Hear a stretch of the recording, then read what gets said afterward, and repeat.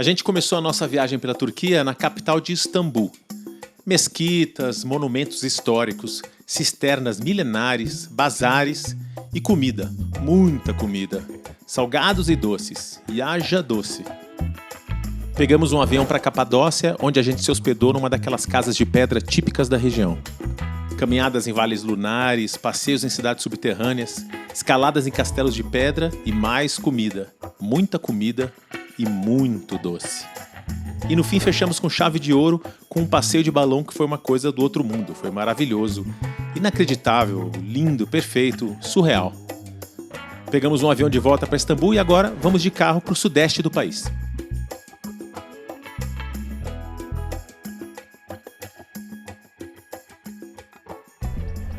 A gente começa caminhando pelo que restou de uma cidade que foi o centro do Império Helênico, ali no século III a.C. Se chama Acrópolis, né? Porque fica no alto, é uma cidade do alto. E daqui de cima você vê a região toda. É um dos anfiteatros mais lindos que eu já vi. Cabia 10 mil pessoas. Fica de frente para uma colina e um vale assim enorme. Muito bonito. E aqui ficava o palco. Aqui atrás era o palco. Eles faziam uma estrutura de madeira e remontavam a estrutura a cada apresentação para que ela não cobrisse o templo de Dionísio, que fica ali na lateral, e a vista, que era importante para a proteção da cidade. Aqui tem uns pedaços de mármore mesmo, ó. Era todo feito de mármore, que era o material mais caro e de mais difícil acesso à época. Então eles utilizavam principalmente para fazer os templos.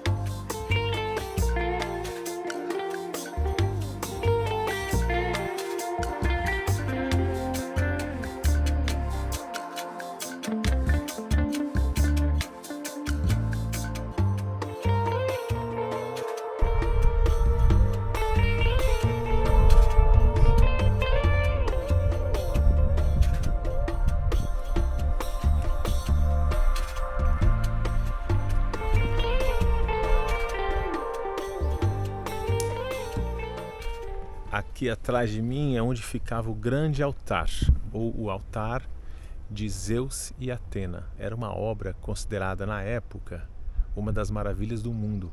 Foi construída pelos gregos 2 séculos antes de Cristo.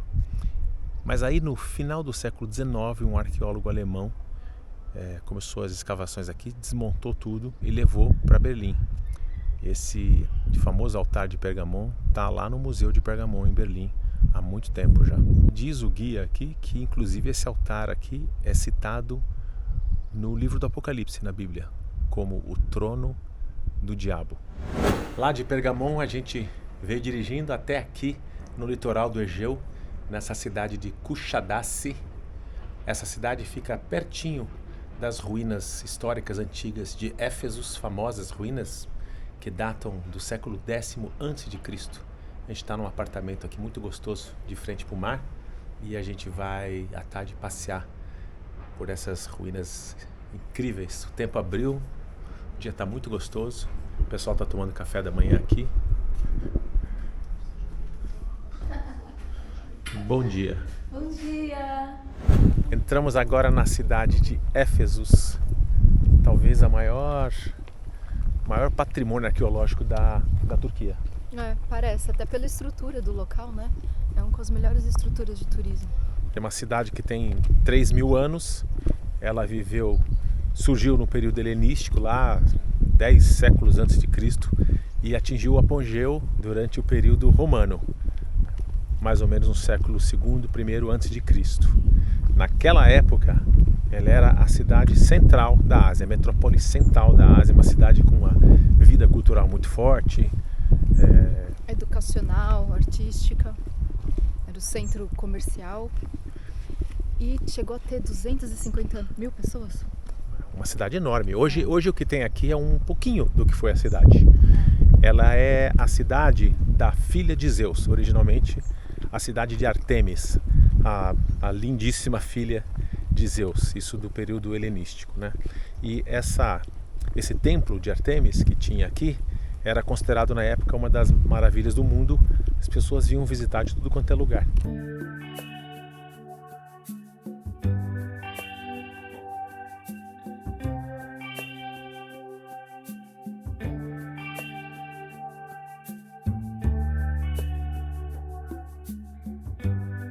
Estou aqui dentro do teatro, no meio da arquibancada, dá para ver a avenida vindo ali, chegando aqui no teatro.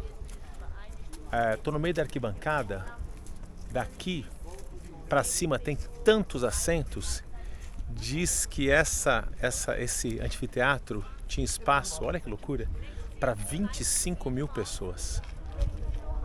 Olha o tamanho disso aqui. Esse tipo de teatro aqui, que aproveita o declive da topografia para, nesse declive, colocar arquibancada, ele é da época de Dionísio, século V a.C., na época grega. Depois, os romanos, com uma arquitetura mais evoluída, mais avançada, passaram a construir teatro sem precisar dessa ajuda da topografia.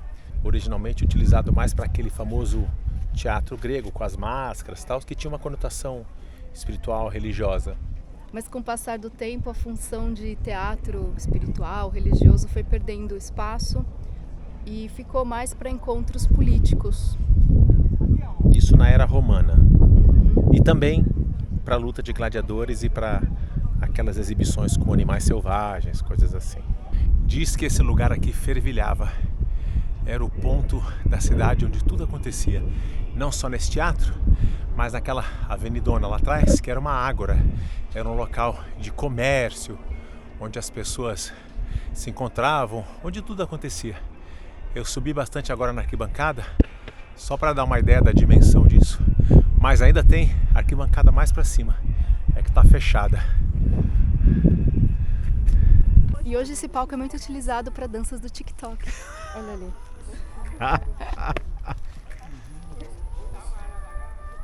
Não, mas é sério, a gente já chegou aqui, tinha gente cantando, aí depois tinha uma pessoa, acho que lendo salmos.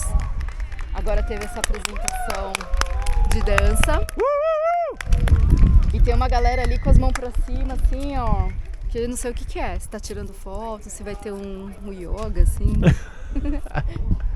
Puki, se tem uma constância que a gente viu na Turquia, coisa grande, além dessas ruínas incríveis, são os gatinhos. Todos tão dóceis, todos limpinhos, todos dóceis no país inteiro. Ninguém expulsa os gatinhos se ele entra na loja, se ele deita no sofá do hotel. E todos eles aceitam carinho. Não é verdade?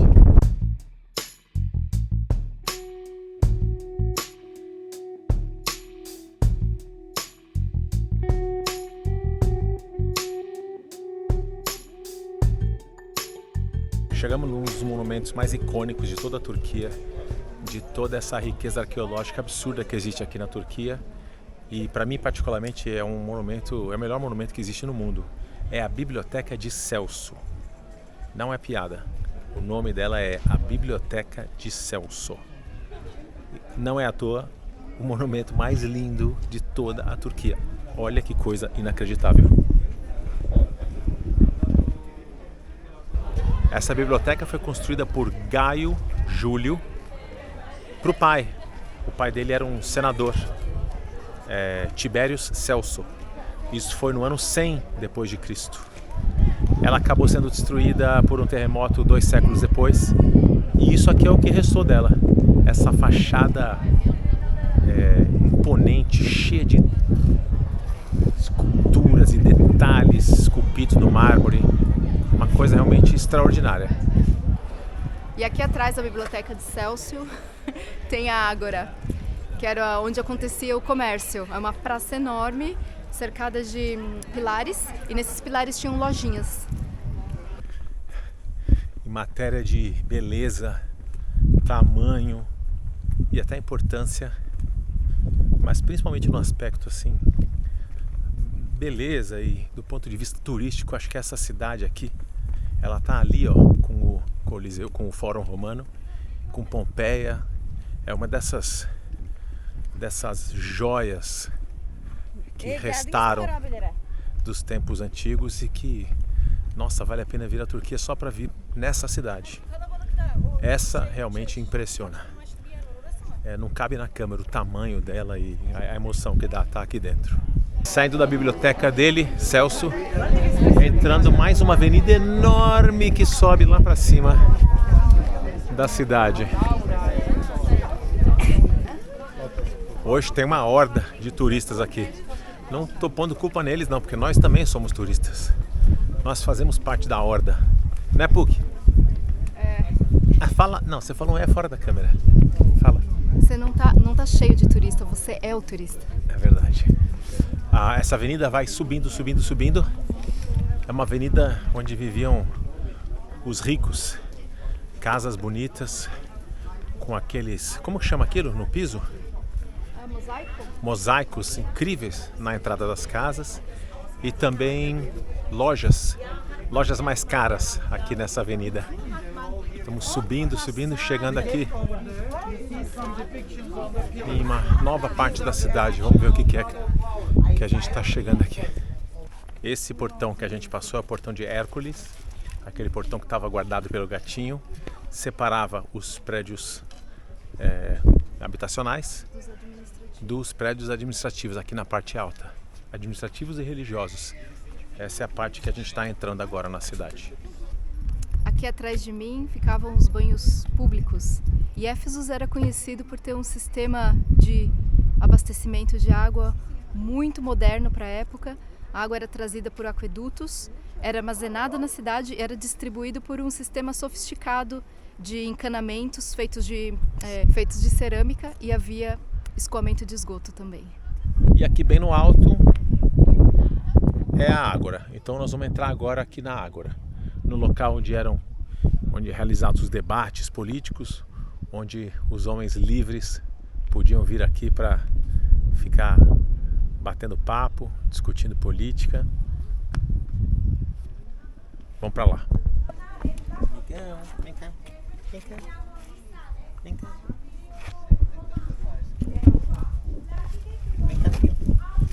Ei, bonitinho.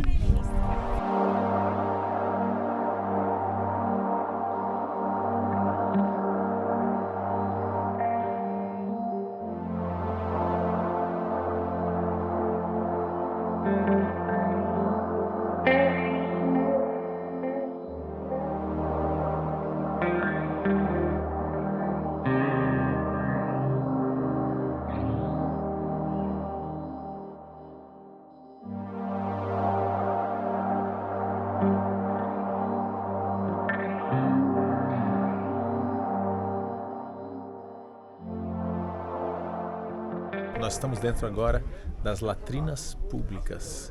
Esse local era um local onde as pessoas vinham se encontrar, discutir questões de comércio, questões de política.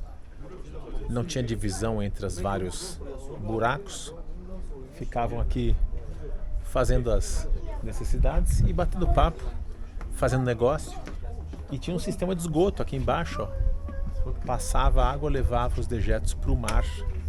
Diz que até os ricos que tinham latrina privada em casa frequentavam aqui essas latrinas públicas justamente pela questão da comunidade.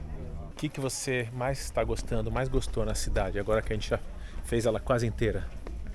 Eu achei o teatro muito impressionante, a biblioteca do Celso e toda essa estrutura de avenidas. Verdade. Eu gostei mais da biblioteca do Celso e dos gatinhos. Terminando o nosso passeio aqui, o sol já está se escondendo na montanha ali. Daqui a gente vai ver se encontra de repente um restaurante no centrinho da cidade.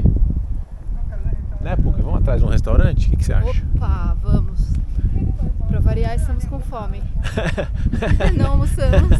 É uma constante. Chegamos no calçadão beira-mar da cidade de Kushadasi. Dá para ver a cidade toda lá atrás. Em algum lugar lá está o nosso apartamento. E aqui, restaurantes, um monte de restaurante aqui desse lado, calçadões, lojas bonitas. E aqui atrás você percebe que as bandeiras da Turquia estão todas a meio pau. Muito provavelmente em solidariedade à questão, ao problema lá da Palestina.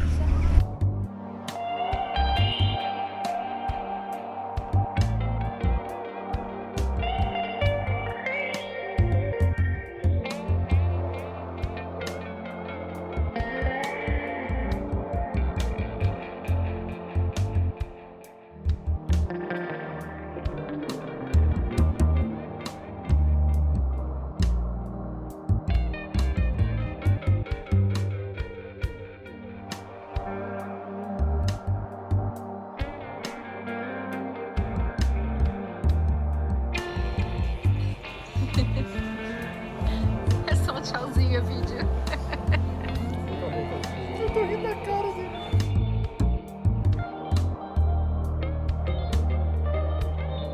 E aqui do alto do prédio que a gente está hospedado, bem na hora do pôr do sol, a gente vai se despedindo de Kushadasi. Próximo destino ainda incerto e não sabido. Até lá. Obrigado por assistir. Se você gostou, por favor, deixa um joinha e se inscreva no nosso canal, que isso ajuda bastante com o algoritmo do YouTube. E se quiser também, assista esse outro vídeo que está aqui na tela. Acho que você vai gostar. Tchau e até a próxima.